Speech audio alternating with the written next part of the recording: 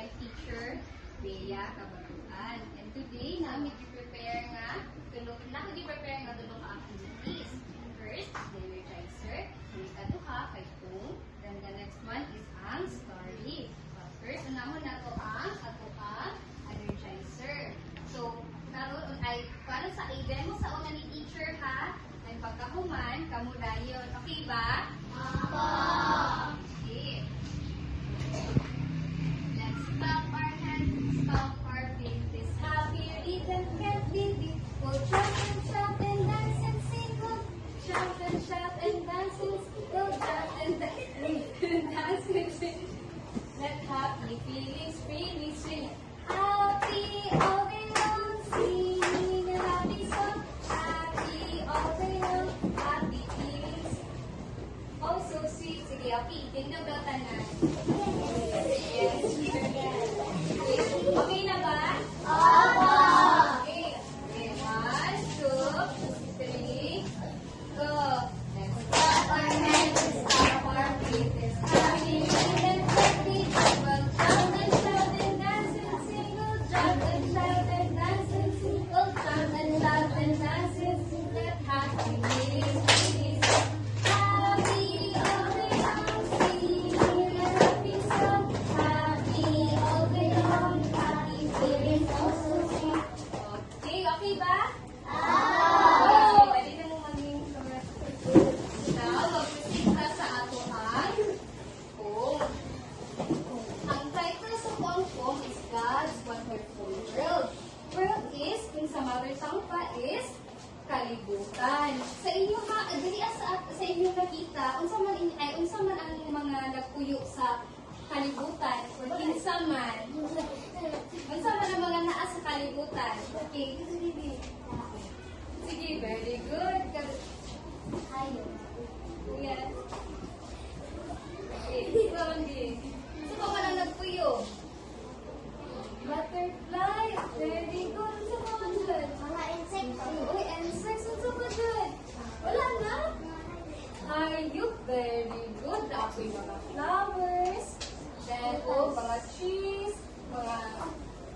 Daghan pang mga buntag. So, okay. Basahan na ni teacher ang poem ha.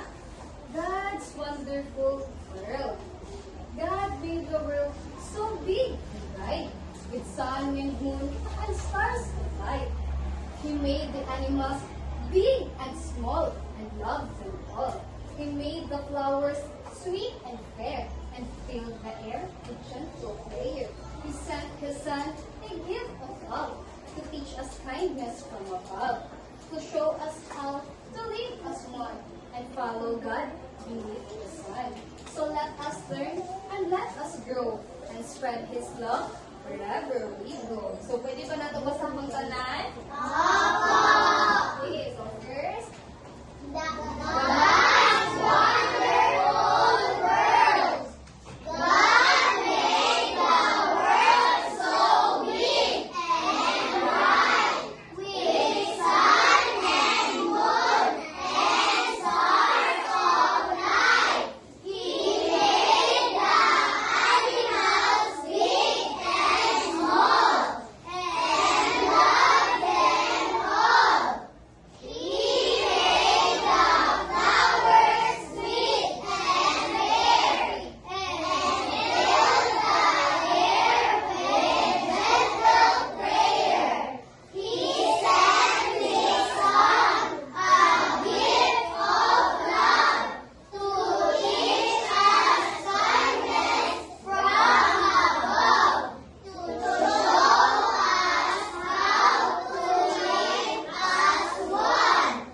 a gift of love, to teach us kindness from above, to show us how to live as one and follow God beneath the sun.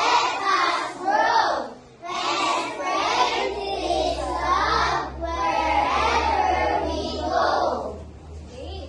So, gibuhat daw ni God ang world or ang kalibutan nga dako o perfect kanindot na ay mga sun, na ay moon, na ay stars of light, gibuhat ko niya ang mga animals nga dako o gamay. Pero bisan pa og dili na sila pare-pareha, despite sa ilang mga claws, love jud gihapon sila ni God. Okay, so naman kasi itong go, resita sa ato ang story. Ang title sa itong story is The Story of Noah. Sa kani ang title sa atong story? The story of Noah. Okay, so once upon a time, there was a man named Noah. Ang sa kani ang pangalan niya? Noah. Noah was a good and righteous man who always did what was right and displeased God. So si Noah daw kay gabi ka, buutan o, pero ga-obey ka God. But however, not everyone in the world was like Noah. Pero dili tanan pareha kabuutan ni Noah. So one day, God looked down at the world and saw that the people were being very wicked and not taking care of the earth. So God decided to do something about it. So, gitanaw daw ni God ang earth. Nakita daw niya nga daghan mo kaayo og mga bad things na nagtabo. So God told Noah to build a big boat of an ark. And then gathered two of every kind of animal, one male and one female, to bring with them into the ark. So giingon daw ni God si Noah nga magbuhat og boat nga, ang sa kanya pangalan? Ark. Very good. And God explained that He was going to send a great flood to flood the earth. And the ark would keep Noah, his family, and all the animals safe. So, gi-explain ni God kay Noah nga magpadala daw siya og kanang dako kaayo nga baka para maligid daw ang earth para mawala na itong mga bad people ng mga kuan sa earth. So, Noah and his family toiled away for many years, working really hard to build the ark. So, pila po di ay years bago nila nabuo ang ark. So, they made sure to follow God's instructions and make the ark very strong.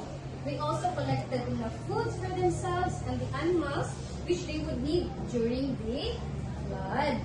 So, once the ark had been completed, Noah, his family, and all the animals went inside. So, kinahuman naman ang barko, ninsulod na sila, Noah, ug ang mga animals. So, as soon as Noah and his family were safely in the ark, began to rain. And then it rained and rained for 40 days and 40 nights. So, pila ka days ug nights gani daw po? 40. Very good. So eventually, the flood water covered the entire world, but the ark floated in the water until one died. Being put in the ark like that, it must have felt as if the rain was going to last forever. But Noah and his family trusted God. So bisa sa anak kadugay na naamo sa barko, like imagine diba guys, 40 days mo nga ikaw sa tubig na naalam mo sa barko. So, ang feeling sa iyang family ug nila Noah nga murag dili ka jud mo lang ang baha, like kanang magsige na lag-ulan. Pero nagsalig gihapon sila kay God. After 40 days, the rain did finally stop. And so Noah sent out a dove to try and find dry land. Usa ganito iyang gipadala? Okay. The dove quickly returned, but after 7 days, the dove was sent out again. But this time, the dove came back with a freshly plucked olive leaf in its beak, which meant there must be dry land nearby. So sa unang pagpadala ni Noah sa kalapati, nibalik dayon, kaya wala siya nakita nga dry land. But after 7 days, gipadala na po niya o gipagawas na po niya o balik ang daw para mangita og dry land. Then tanan siya nga time, naalay na dala nga olive leaf ang dove. So Noah and his family were so happy. They knew the flood was almost over. So happy kaayo iya nga family kay kanang kabalo sila nga pa wala na ang baha. So So when God told them it was time to leave the ark, they opened the doors. Noah's family and the animals stepped into dry land. So pag ingon ni God na, pwede na sila magawas, motong, iabihan na nila ang door. Motong, nakatamak na sila sa dry land. They were happy and grateful to God for saving them.